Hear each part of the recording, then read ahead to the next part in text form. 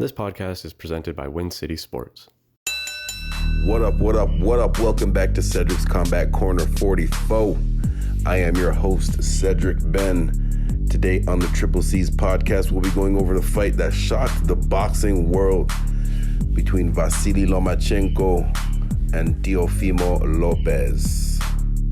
So we got 4 topics to go through. First, I'm going to give a brief fight summary, and then I'm going to go through my individual analysis of each fighter. And then I'm going to go through what the future holds for each fighter. And then we'll finish off with the training focus of the week. And this week's focus is 2 ways to improve your footwork. Just 2 30-second videos from my YouTube page under the boxing workout playlist. I just added them to my Twitter and Facebook page at Cedric Sports. Check those out. All right, to the fight. Congratulations, Teo. Becoming the youngest unified champion in boxing history, having the 4 major belts. I am not gonna lie, I was not expecting him to perform the way he did.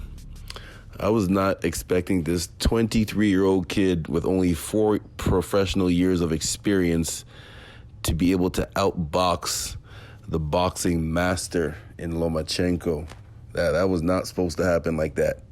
Now, I will admit, there was a lot of people that were predicting Lopez to win, but most of the people that were predicting Lopez to win were predicting he was going to win by a one-punch knockout by stopping Lomachenko.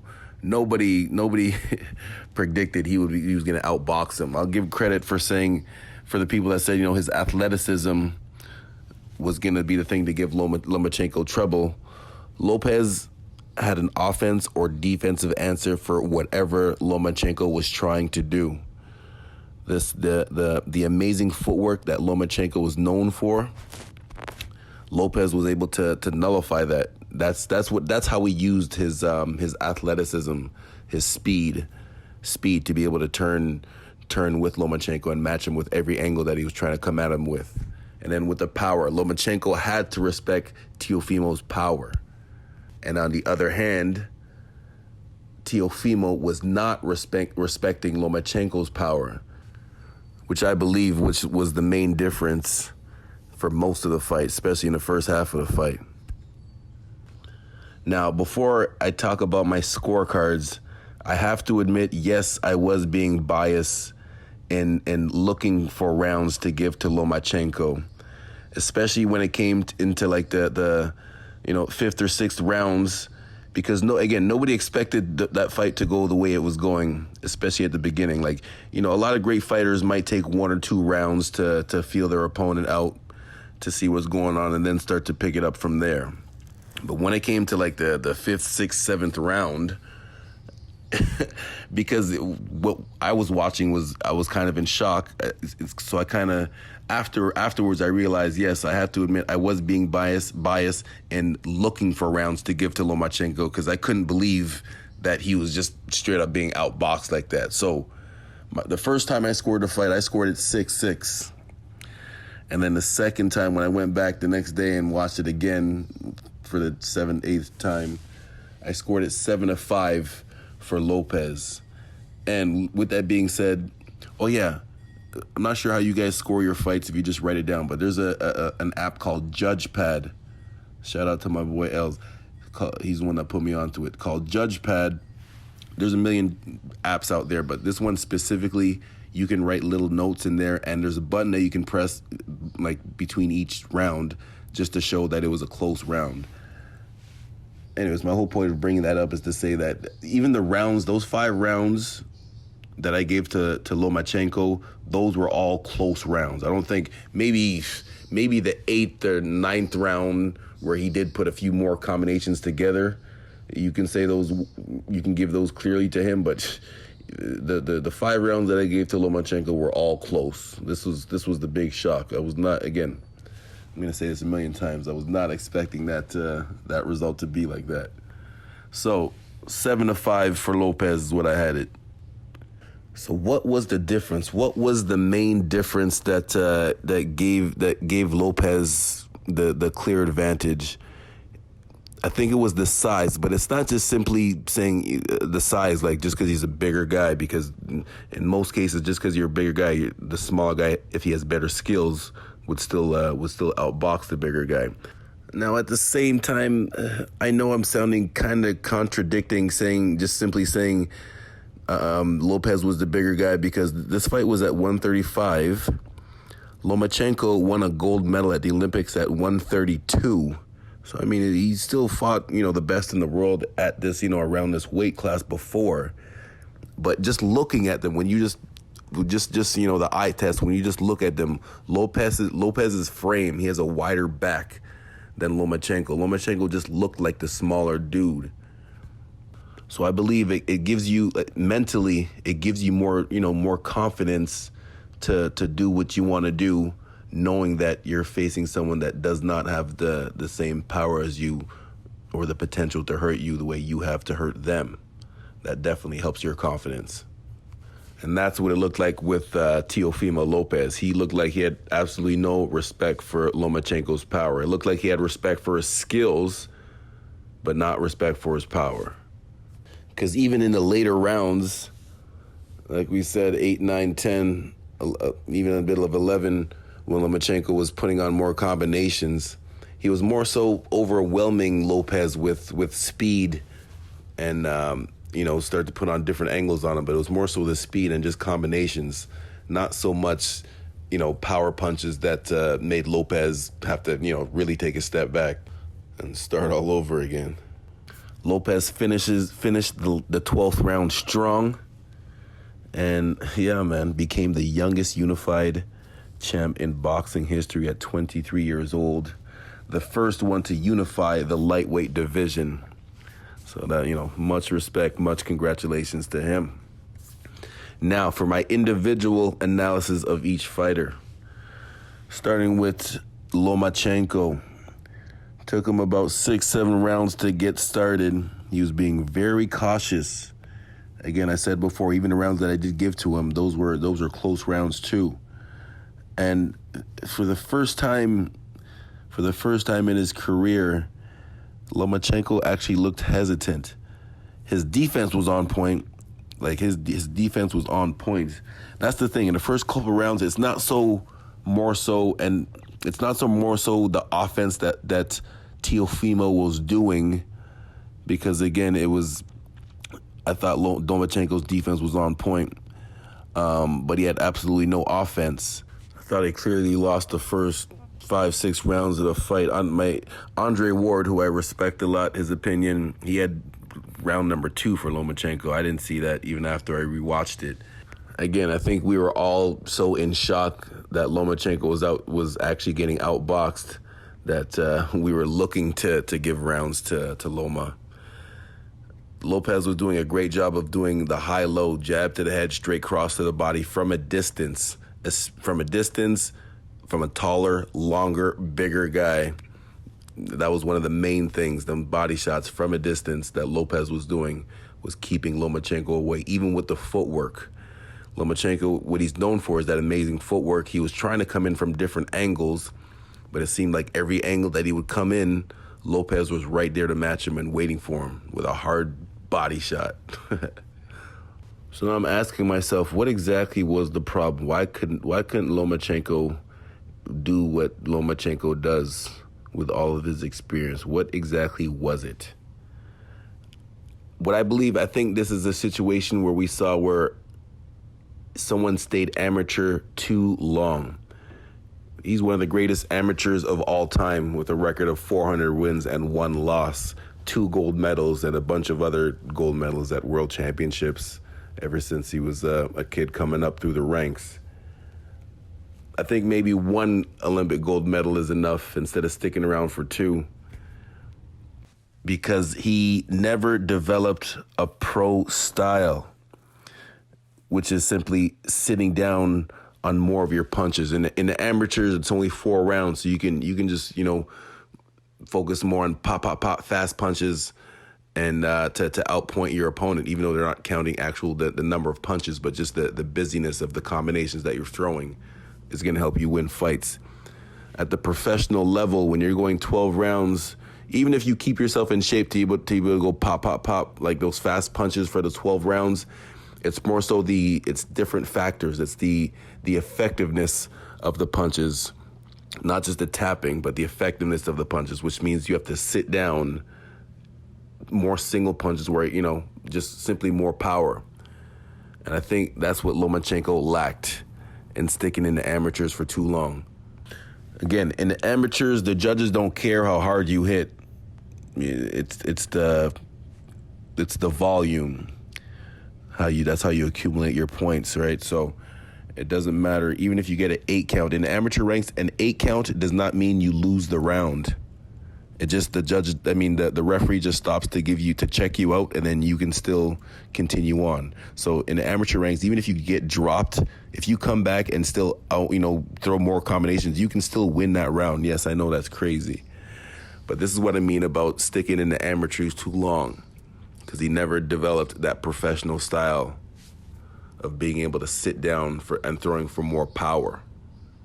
Another reason why, before you move to the professional ranks, you want to make sure that you're learning how to throw for more power, is if you have plans on moving up in weight classes, that's the number one thing that's going to help you move up, not just your skills. Well, sorry, my bad. The skills is the number one thing that's going to help you move up, but the power is the second thing that's going to help you stay there.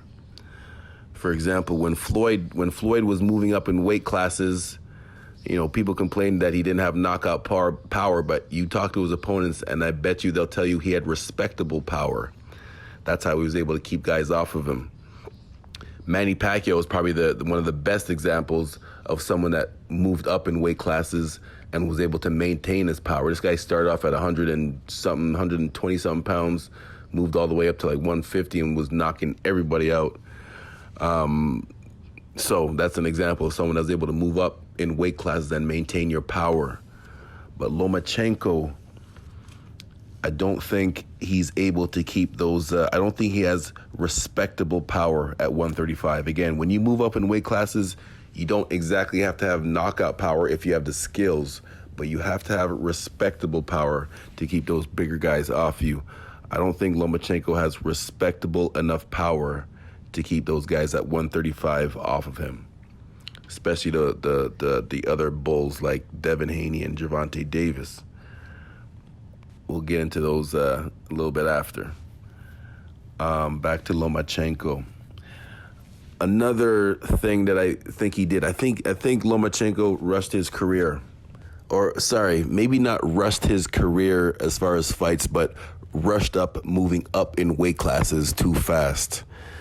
I think he would have took the normal route of when guys usually move up in weight classes, you usually test out the waters first with not the champion, but any random person at that weight class, just to get used to that heavier weight of the punches coming at you for defense and offense. Lomachenko just wanted the best right away. I think if he would have just took the normal route of having, again, a few more development fights, which is hard to say with 400 amateur wins, if you would have had a few more professional development fights, whether it was through the actual fighting or sometime during sparring, at some point in time, he would have realized that these guys at 135 are a little bit too big. Because even when you look at his past couple of wins and respectable wins, he's stopping guys, making them quit. But that's the thing; it's the way that he's stopping them. It's not exactly with power, which is not a bad thing. If you stop someone before it's supposed to be done, that's what you're supposed to do. You got the job done. That's the end of the day. You got the job done. But again, we're speaking of moving up in weight classes. If you don't have that power, the skills and the speed, if you match someone that has the same speed as you, which again, congratulations to the people that predicted that Lopez's athleticism was going to be the thing to give Lomachenko trouble. Because again, on paper, just saying that someone is more athletic than someone else does not, in the boxing world, does not mean you're going to win. Just because you're more athletic than someone with more boxing skills, that doesn't make sense at all. In this case here, though, Lopez, he used his boxing athleticism, if that even makes sense, to nullify what Lomachenko was trying to do. All right, now for the champion, Teofimo. They called Lomachenko the Matrix, so everyone started calling Neo Teofimo Lopez. Because, he took out the Matrix indeed. So again, the speed and power was the main things, advantages, but it was the way that he used it. It wasn't just having it. It was the way that he used it. Again, and the reason why I did not believe that was enough, because if you look at it on paper, it doesn't make sense just to say speed and power is good enough to beat 2 gold medals. That doesn't make sense on paper. Lopez was doing a great job of backing Lomachenko up, but still maintaining his distance. He was backing Lomachenko up, but still maintaining his distance, mainly, as I said before, with the high-low, the jab that had straight cross to the body. And because Lomachenko had to respect Lopez's power, he didn't have as much confidence. He didn't have as much confidence to come at Lopez like that. I think Lopez displayed great footwork, not just being able to push Lomachenko back, but the few times that Lomachenko tried some fancy footwork or whatever to try to get on the inside or a different angle on Lopez, Lopez was able to take a step back or on a different angle, turn with Lomachenko to meet him wherever he turned to. That's one of the surprising factors not surprising factors, but how Lopez used his athleticism to match Lomachenko's footwork skills. Lopez displayed what I call defensive footwork skills. A lot of people just talk about a lot of people just practice fancy footwork stuff to be able to land punches. You got to practice these drills to be able for the defensive part of it too.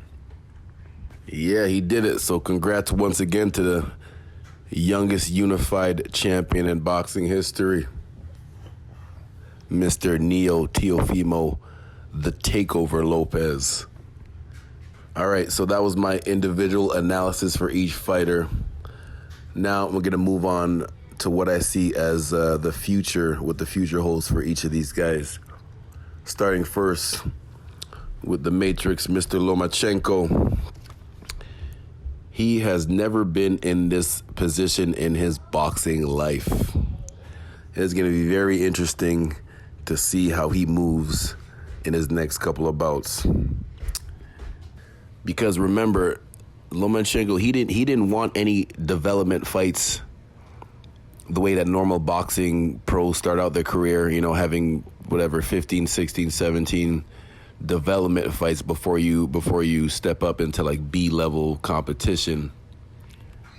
Lomachenko just wanted the championship right off the bat, and that's all he's done is fight top level guys.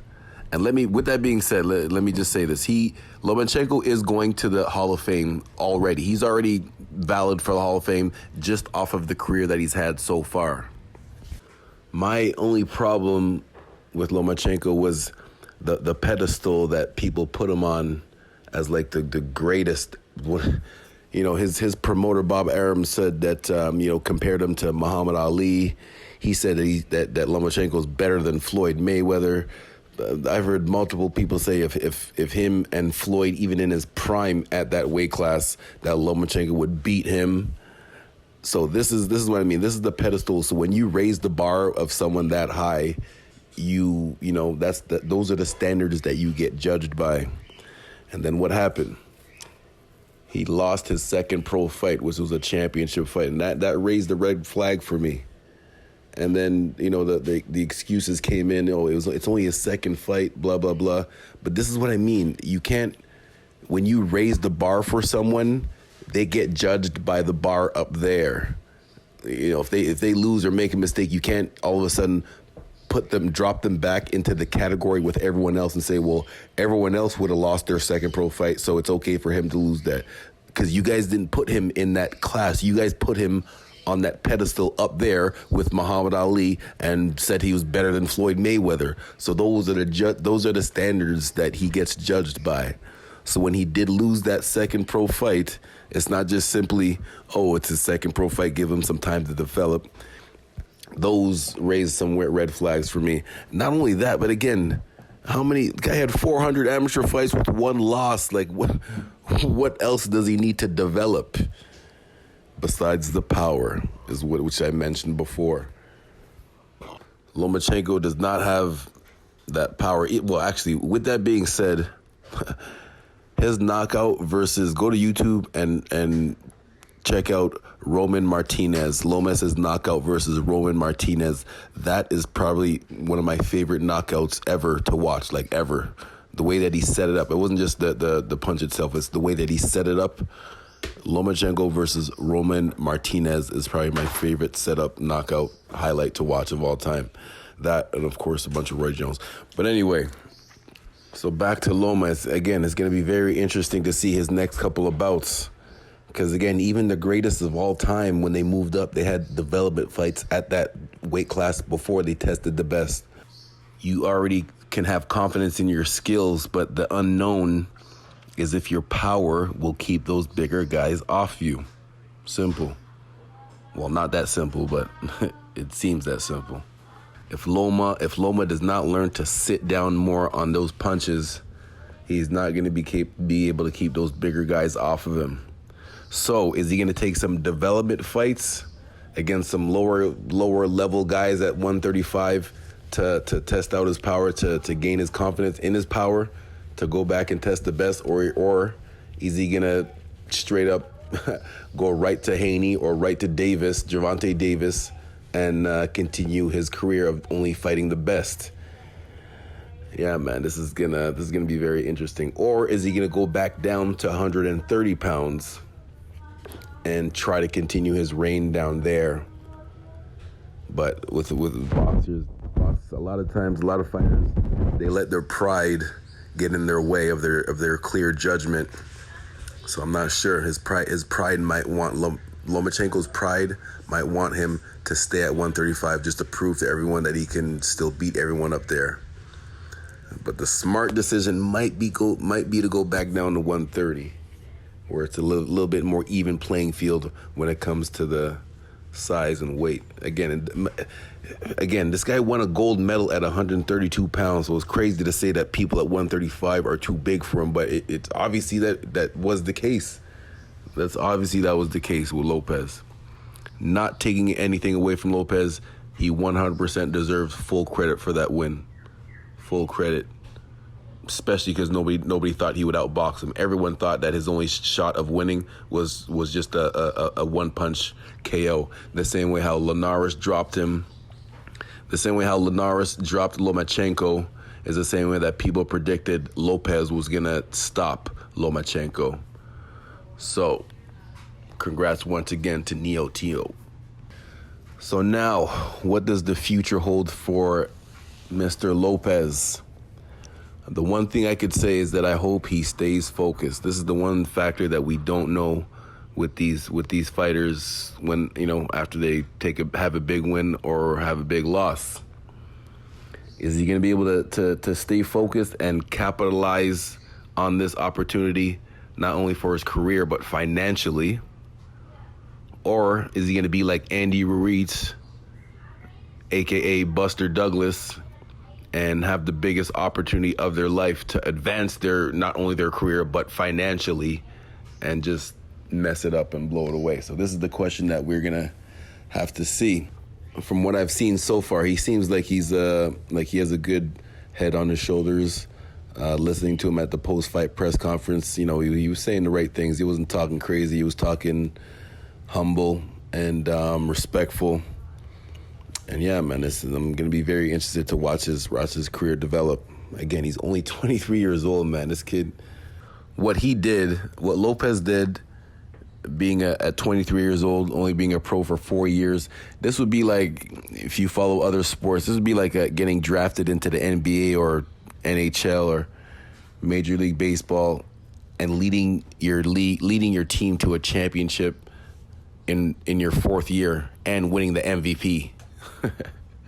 This is what Lopez did. So congratulations to this kid again, and hopefully he stays on his bright future path. And there's so much potential. He's already talking about moving up to 140 and unifying his belts up there with the likes of Josh Taylor, Jose Ramirez, up-and-comers like Boots Ennis, Orozco.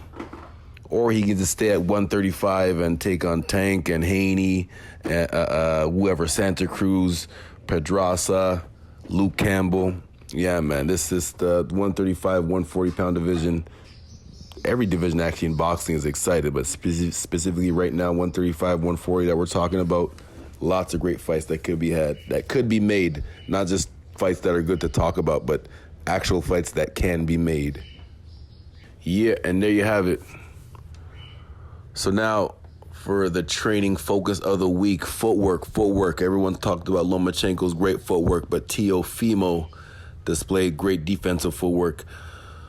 Two 25-second videos that I have on my YouTube page at Cedric Sports under the boxing workout playlist. They really should be under the boxing education playlist, but it's part of the boxing workout too.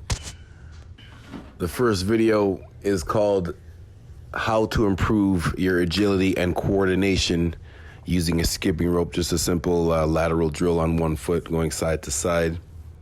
And the second one is how to improve your lateral movement in the boxing ring using the ladders. How to improve your lateral movement in the ring using the ladders.